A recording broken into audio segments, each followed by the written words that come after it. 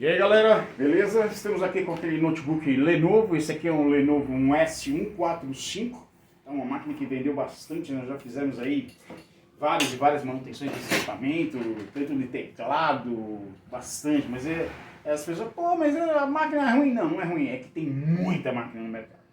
E essa máquina foi, a princípio, ela foi vendida com HD, né, o hard disk.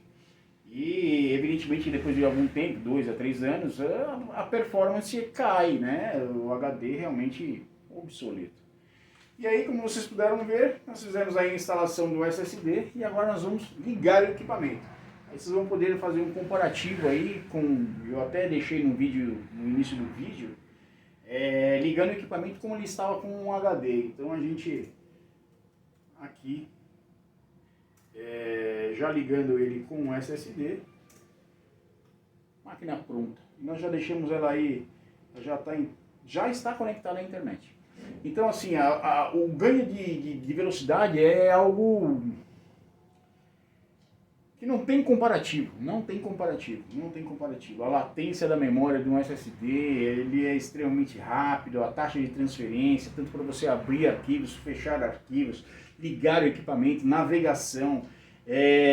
Outra coisa que pouca gente fala, mas você tem uma maior economia de energia, ou seja, a sua bateria ela vai durar mais tempo. Se ela dura 1h30, pode contabilizar que ela vai chegar aí a durar 2 horas ou mais. Por quê? Porque no outro você tem um motor que fica girando, você tem maior consumo de energia. Beleza, galera? Então fica a dica aí. Vamos fazer uma atualização da nossa máquina de vocês aí, indo para um novo mundo, que é o mundo do SSD aí, que é um mundo digital aí, com essa grande evolução que nós sempre estamos tendo. Beleza, galera? Então fique com a gente, dê seu joinha aí, curte a gente aí no Google, curte a gente aí no YouTube, segue a gente aí no Instagram, que nós estaremos sempre postando aí novos vídeos, novas dicas, e vocês podem acompanhar o serviço que nós fazemos aqui na PC Manutenção. Beleza? Valeu, galera! Para desligar o equipamento ele também é rápido, não é único e exclusivamente para ligar.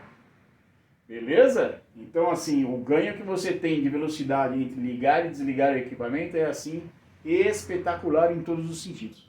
Beleza, galera? Fique com a gente aí, dê seu joinha, dê seu like e segue a gente aí. Valeu!